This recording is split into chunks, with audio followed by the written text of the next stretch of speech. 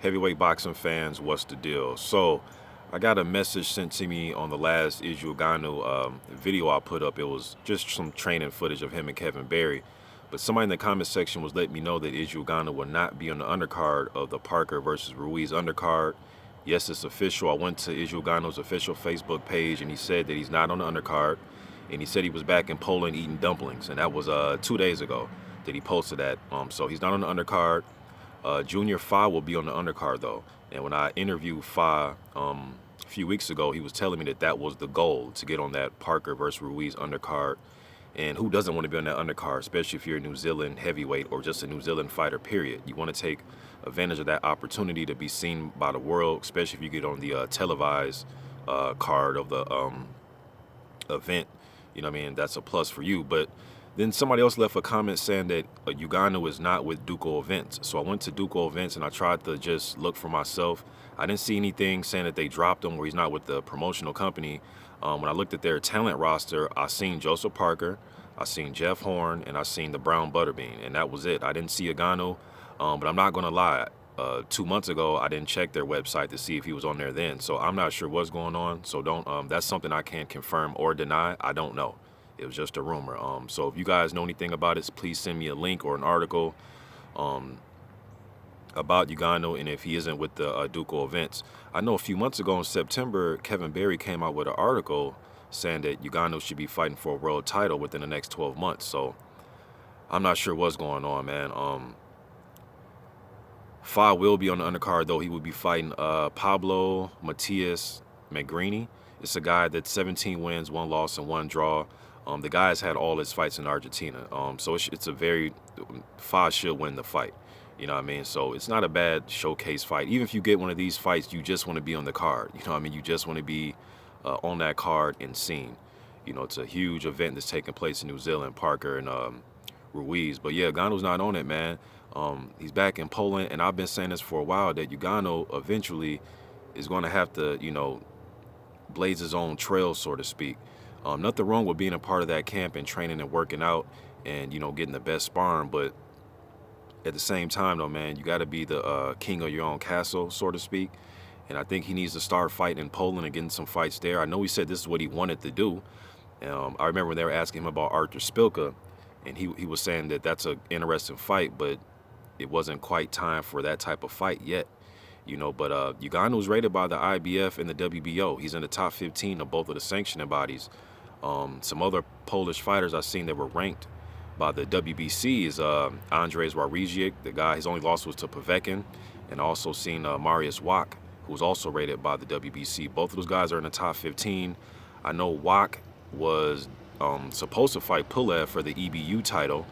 Pulev dropped that title so he can fight Samuel Peter on December 3rd. He doesn't want to defend it.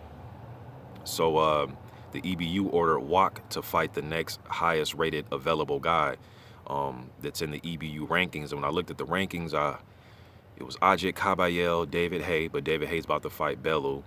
Can't remember everybody. A lot of those guys have fights coming up. Chisora, White, Huey Fury.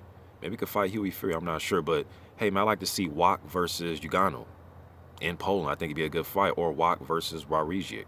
I think that's a good fight. You know, probably get some of those type of fights going on in Poland. You know, start to try to headline some of his own cards, if possible, even if it's a small show, you know, to get his following up. But, I don't know. You guys let me know what you think about this, man. Ugonoh possibly not being on Duco Events. Again, it's not nothing that I know for sure. I just seen somebody talking about it. It could just be a rumor. But he won't be on the Parker versus Ruiz card. I know that for sure. But I'm trying to think what else I want to talk about. Just get this all out the way in one video, man. Yeah, that's pretty much it, man. There was a guy that said he doesn't believe that Ugonoh should be a heavyweight. He think he's too small. I don't agree with that. The guy has an 84-inch reach. Ugonoh's what, 6'4", 6'5", somewhere around there, 230 pounds. He's ripped. You know what I mean? I know he was a cruiserweight, you know, previously in his career, but I think he's added on the weight pretty well. I don't see any fat anywhere. You know, so I think he's put on the muscle pretty decent. If he try to drop to cruiser, he'll be losing muscle weight. And we seen the type of effect that can have on a fighter. Just ask Roy Jones Jr. when he went up to heavyweight and went back down to light heavyweight, and he lost all that muscle. There's really no fat to lose on Ngannou, man. I mean, that dude is chiseled. You know what I mean? So I think he's a solid 230, 240 pounds. I know some of you guys don't deal in pounds, but I don't know what that transferred to in kgs, but he's solid, man. I don't see this kid going back to cruiserweight. You know what I mean? I think he's good right where he's at, and he's rated, you know, by two of the sanctioning bodies. So I like to see him fight in Poland, man. I know he's in shape. I know he's ready to go. So hopefully there's something on the table for him, whether it's in Poland or wherever it is. Now let's just play, you know, let's just pretend that he isn't with Duco events. I think signing with Eddie Hearn would be a good idea. I think coming to the States would be a good idea, being that I know he's well acclimated to being here in the States. Him and Parker usually spend anywhere from 7 to 9 months here in the States training, you know what I mean, out in Vegas. So I don't know, man. Eddie Hearn, come to the States. One of those, you know, but he can fight in Poland. There's some good names to fight in Poland, you know. It just depends if he wants to fight guys like Spilka and Wak and Wawrzyk, those type of fighters.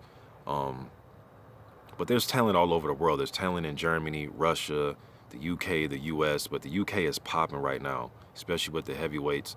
Hearn has a good stable. White, Joshua, now you got Ortiz.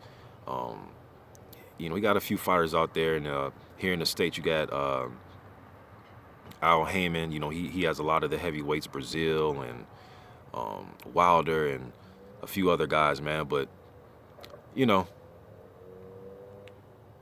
I don't know what he should do, man. But I do want to see him in the ring, but he won't be on the undercard. Just getting this out there to you guys. I'm out.